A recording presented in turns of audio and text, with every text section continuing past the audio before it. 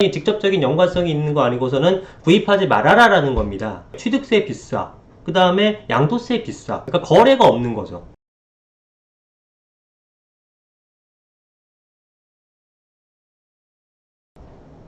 네, 안녕하세요. 반갑습니다. 이승훈 소장입니다.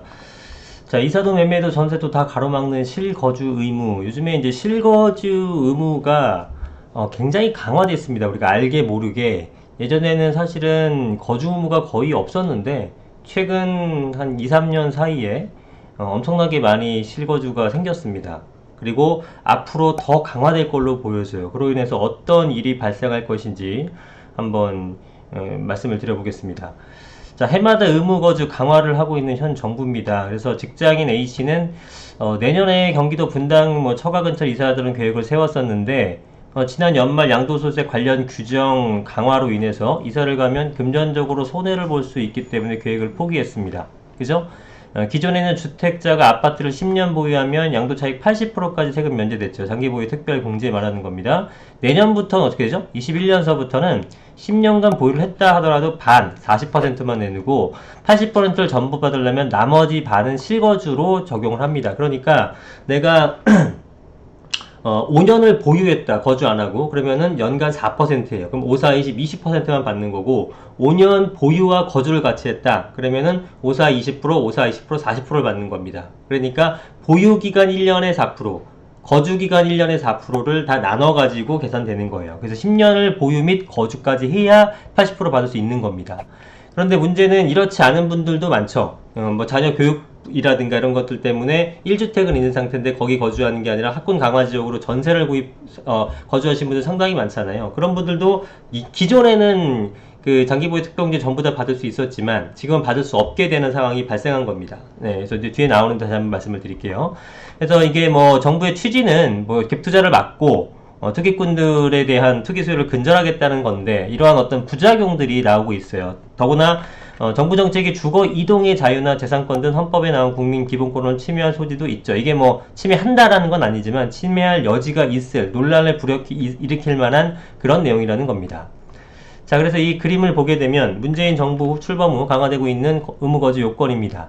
양도세 감면받으려면 예전에는 2년 보유만 하면 됐지만 더하기 이제 거주 요건이 생겼습니다. 이건 파리 대책 때 나왔던 거고, 9억 초과 아파트 양도세 80% 감면은 10년 보유만 했으면 됩니다. 거주 요건이 없었는데 거주가 새로 생기면서 이제는 거주까지 해야지만 다 받을 수 있는 겁니다. 이거는 작년 12.16 대책에 나왔었고요. 재건축으로 새 아파트 받으려면 2년 거주 요건 추가된 거 알고 계시죠? 이거는 올해 6.17 대책에 나왔고요.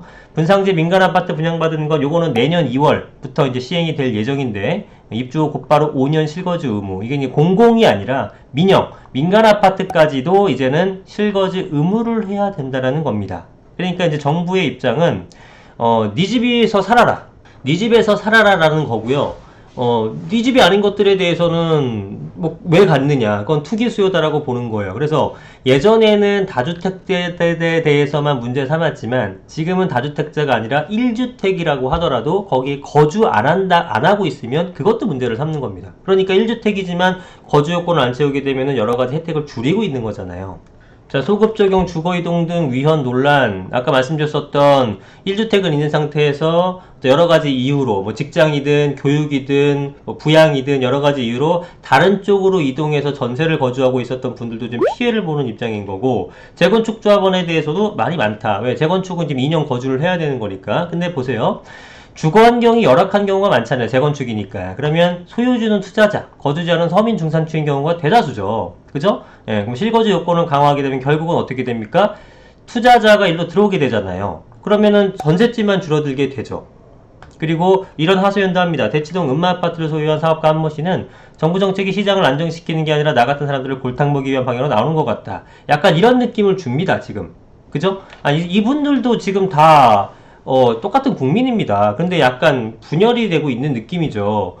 그러니까 정부 정책이 시장 안정화를 위해서는 공급을 좀 해주고 양도세를 풀어주게 되면서 시장의 활성화를 일으켜야 되는 게 아니라 투기와의 전쟁을 선포해버린 거죠. 그러니까 점점 더 강력한 대책만 나오고 있고 지금 완화된 것이 하나도 없잖아요.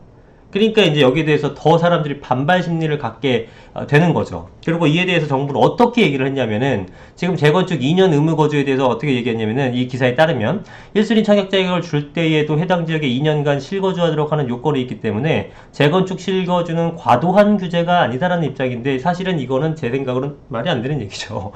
아니 1순위 청약 자격 줄 때 서울에 여러분들 1순위 청약 자격 갖고 계시는 분 많을 텐데 청약 자격이 뭡니까? 서울에서 2년 거주하는 거잖아요. 그죠? 그게 기본 조건이잖아요. 이거랑 어떻게 같은 맥락에서 봅니까? 재건축 아파트는 그 집에 들어가 살라는 거잖아요. 그럼 재건축 아파트가 예를 들어 뭐 서울에 있다. 그럼 서울 어디든 살아도 돼. 2년만 채우면 그렇게 얘기해야 맞는 거지. 청약 자격하고 비교를 하려면 청약은 2년 실거주 요건이 그 해당 시에서만 거주하면 되는 거고 요거는 그 집에 들어가 살아라 하는 거니까 이거를 단순 비교하는 거는 사실은 말이 안 되는 겁니다. 그죠? 아전 인수격 해석인 거죠. 그래서 문제가 계속 좀 불거지고 있는 것 같아요. 분상제도 마찬가지로 지금 의무거주를 시키고 있죠. 정부가 실수요자를 위한다는 명분으로 의무거주 요건을 강화한 것이 오히려 주거인의 자유재산권 등을 침해하고 있다고 말했다. 자, 그렇습니다. 그래서 이제 거주 요건이 이렇게 계속적으로 강화되고 있다 보니까 어떤 문제가 불거지냐면은 거주하지 않을 거면은 그러니까 네가 실제로 사용할 거 너랑 완전히 직접적인 연관성이 있는 거 아니고서는 구입하지 말아라라는 겁니다. 그러면은 이렇게 해서 주택을 구입할 수 없게 만들어 버렸죠. 지금 이 기사 말고 다른 기사에서도 오늘자 보면은 지금 내 거를 팔고 다른 데를 갈아타기를 할 수가 없다. 왜? 취득세 비싸. 그 다음에 양도세 비싸. 1주택자도 지금 양도세 혜택을 제대로 다 못 받게 생겼잖아요. 이동이 안 되는 겁니다. 그러니까 거래가 없는 거죠. 그죠? 예. 그렇게 되다 보니까 정부에서는 네 거 아니면 아예 집살 생각하지 말라는 시그널을 시장에 줘버린 거고, 그러면 이 돈들이 어디로 가겠습니까? 유동자금은 엄청 풍부하잖아요. 지금 코로나 또 다시 또 대유행한다고 뭐 이러고 있는 마당이기 때문에 그러면은 결국은 또 돈을 좀 풀어야 되는 거고 저금리에 대한 기조를 계속 유지해야 되는데 유동성은 풍부하단 말이에요. 이 유동성이 어디로 가겠습니까? 만약 부동산에 쏠려있는 그 자금들은 주택으로 가지 못하게 되면 상가라든가 뭐 오피스텔이라든가 뭐 토지라든가 또 다른 쪽으로 흘러가게 되겠죠. 그러면 그쪽에 또 풍선 효과가 생기는 거 아니겠습니까? 그럼 그쪽에 풍선 효과가 생기면 지금 정부가 가만히 있겠습니까? 또 잡겠죠. 그럼 상가도 이제 야, 상가 사지마. 네가 직접 장사할 거 아니면 상가 사지마. 무슨 월세를 받아? 네 거 아니면 하지마. 2개 이상 사는 것들에 대해서 그냥 2배. 뭐 충분히 예상해볼 수 있지 않겠습니까? 그죠? 근데 이런 식으로 자꾸 어떤 스탠스를 잡아버리게 되면은 뭐 사실 할 게 없는 거예요. 주식은 왜? 주식은 야 너랑 연관 없는 회사잖아. 왜 주식을 해? 너랑 연관 있는 걸로 해. 네가 그 회사에 취직을 하든지 뭐 그런 것만 해. 금은 회사. 너 금 세공사 아니면은 하지마. 연관 없잖아. 석유는 회사. 주유소 아니면은 석유 사지마. 네가 왜 원유에다가 왜 투자를 해? 네가 무슨 상관이야? 뭐 얼마든지 그런 프레임을 씌울 수가 있는 거잖아요. 그러니까 부동산에 대해서만 그런 어떤 강한 제재를 준다라는 것은 정부가 부동산에 대해서 공공재적 성격으로 바라보고 있다라는 겁니다. 그죠? 다른 것을 놔두고 지금 부동산만 이렇게 잡는 것은 공공재적 성격을 갖고 있다라고 생각을 하고 있는 것 같아요. 토지 공개념 같은 그런 제도. 지금 안 그래도 여러 가지 시장 친화적인 정책을 쓰고 있는 건 아니잖아요. 그런데 그렇다면은 뭐 아예 처음부터 뭐 중국이라든가 어떤 일부 그런 토지를 아예 사유하는 제도를 처음부터 갖지 않았든가. 그죠? 예. 뭐 땅은 다 나라 거고 땅은 다 국가 거고 거기에 네가 장기간 임대를 하게 되면서 뭐 집을 짓든 뭐 하든 이런 식으로 하게 되면은 이해를 하죠. 근데 이미 한참 오래전부터 사유재산권을 전부 다 인정해 놓고 그러면 열심히 일하고 열심히 공부하고 열심히 노력해서 집을 구입했는데 내 집이다라는 어떤 그런 것들, 내 집 마련이 꿈 아닙니까? 여전히도 우리나라 국민들은. 그죠? 땅덩이가 조그마니까. 그래서 그렇게 해서 열심히 모았더니 야 부동산은 공공재야. 야, 니네가 돈 벌게 되면은 환수할 거야. 이라고 다 뺏어가고 있는 거잖아요. 얼마나 당황스럽고 황당하겠습니까? 처음부터 그러면은 아예 그렇게 해주든가. 지금 주택임대사업자도 마찬가지고 주택임대사업자 하면은 이런 인센티브 준다 이런 인센티브 준다 해갖고 다 유입시켜 놓은 다음에 야 다 없애. 뭐 세금 가둬놓고 패는 거죠. 이거는 잘못된 거라는 겁니다. 네? 그래서 부동산은 공공재적 성격이 아닙니다. 지금 우리나라 같은 경우에는 부동산을 공공재적 성격으로 바라보게 되면은 이거는 정부가 모든 것을 관리를 해야 되고 시장의 어떤 상품으로서의 기능을 전혀 할 수가 없는 겁니다.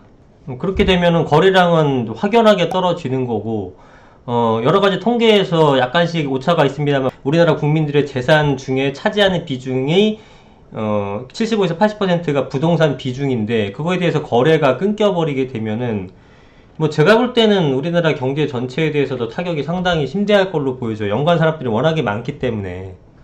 제가 우려스러운 거는 이런 의무 거주 요건이 지금도 사실은 과도하다고 느껴지지만 계속 거주 요건이 더욱더 강화될 거라고 저는 지금 예상을 하고 있습니다. 지금 정부의 어떤 기조를 봤을 때는 이 방향성이 바뀔 것 같지는 않아요. 그리고 더 강성해질 거라고도 예상이 됩니다. 그러면 의무거주 요건을 더 길게 한다든가, 아니면은 장기보유 특별공제는 보유 요건을 아예 없애버리고 거주로만 한다라든가, 그러면은 모든 사람이 자기 집에서만 살아야 되고, 어떤 전세나 월세를 놓을 수 없는, 그죠? 거기에 대해서 각종 규제가 들어가는 거, 임대인한테는 안 좋은 규제가 들어가 버리는 거니까, 진짜 1인 1주택 형태가 돼버리는 겁니다. 세상에 그런 나라가 있습니까? 예, 지금 그런 형태로 움직이고 있기 때문에 상당히 좀 우려스럽습니다. 예.